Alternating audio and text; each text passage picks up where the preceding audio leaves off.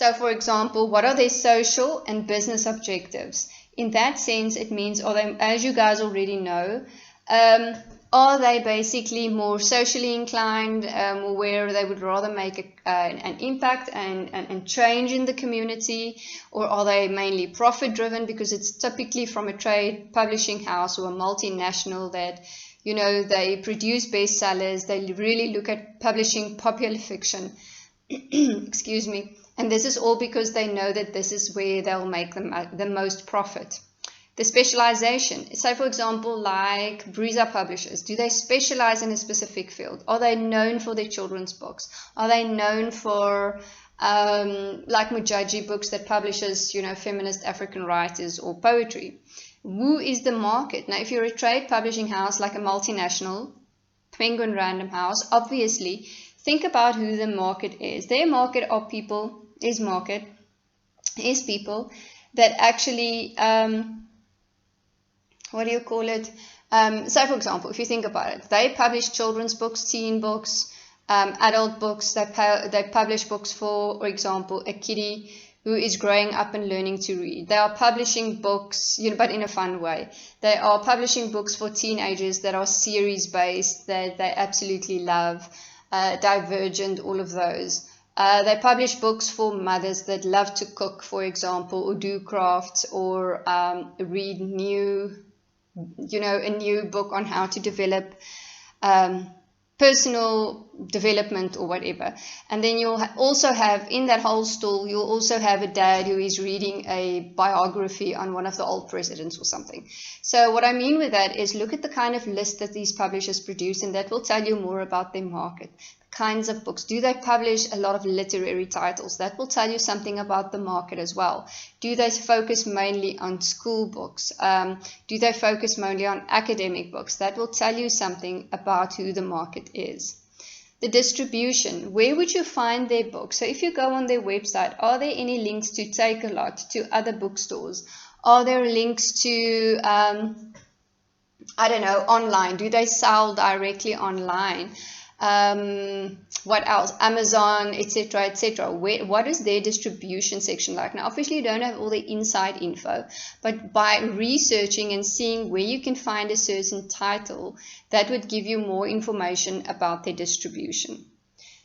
All right, the last one is usually a little bit more confusing, and that's the procedure for dealing with authors or working with authors, right? So with that is,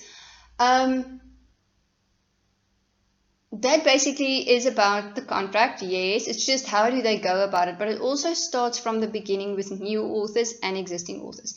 So if they want to get new authors, what would the process be? Some of the publishing houses advertise submission deadlines to say twice a year we accept unsolicited manuscripts from all authors in these following sections. Go and look on publishers' websites where they have something like how to write your book, how to submit your manuscript. Sometimes they have a specific section for authors, which will give you more detail about how do I get you published? How do you get published with this specific publishing house? What it can also relate to is the royalty and the payments. You know, how do they negotiate and work with authors? Do they usually give an average royalty rate? Do they do profit sharing? If this information isn't available via websites and whatever you do know, you kind of, thumbs up is the wrong word, but you kind of make up your own idea, or you assume, because this is a trade publishing house, the normal royalty rate would be between 12 and 18%. Because this is a best-selling author, it would obviously be more towards the higher scale, or it might even be a little bit more. Maybe because they are contracting debut authors, the royalty rates may be lower. I see that there are a lot of publishers out there these days that are trying to propose cheaper royalty, not lower, higher royalty rates, or rather something that they call profit sharing. So yes, it's interesting things, and I think there you just need to see how do they start with new authors, if you're a new author and you want to work with them, as well as how do they maintain them. Look sometimes at their mission and vision or about pages. Sometimes, I think it's with Penguin Random House, they explicitly mention how they value their authors. Alright, that would also tell you something about how they feel about that authors and that they really do invest in their authors in more than just a financial way. Your section B then, the last part, so the first part was more your philosophy, who you are, what you do, your objectives, your specialization, your market, exactly what we've gone through.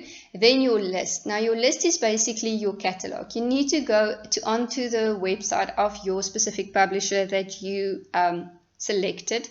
Go and see what categories do they publish in, what kinds of books do they publish. And if you feel that your book is a fit for that, see where your book would fit in. Right.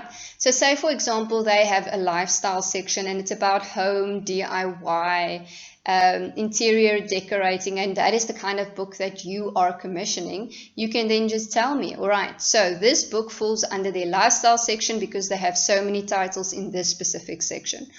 Now, the problem comes in when you chose a publisher that hasn't done this before. So if you have a book that doesn't fit any of those categories or lists, you need to rethink it, or you need to tell me, okay, so this is a book that hasn't been done before. It can loosely relate to the other categories in this way, and we think that this is a book that will start a new list or a new category for the publishing house because a need has been identified. So it's fine if you do things like that, but you really need to motivate. So it's all about how do you motivate the decisions that you've made.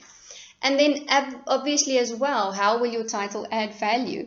You know, if they publish a lot of the same titles that you are trying to do, it can be a good and a bad thing. It can be good in the sense to say that your publishing house is already familiar with the process. They already know the market. They know how to work with these kinds of books.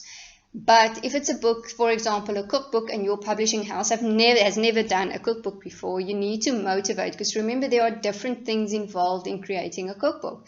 You'd have to have, as I mentioned before, a food stylist. Your recipes need to be tested, usually like double or triple blind process is what they call it. And you need to have a specific editor. You know, there are editors trained in editing information for recipes and things like that. So if you don't have that and you see that they haven't published this before, you need to take this into account, especially when it comes to costing, that you are going to have extra costs because you're doing something different. But if your book is adding value in the sense that it's adding to a list that's already strong, or it's adding something to the list that hasn't been done before or in this way before, then that's awesome. So at the end of the day, it's all about how you motivate your decisions and how you can actually make this a really good proposal and a good fit for the company.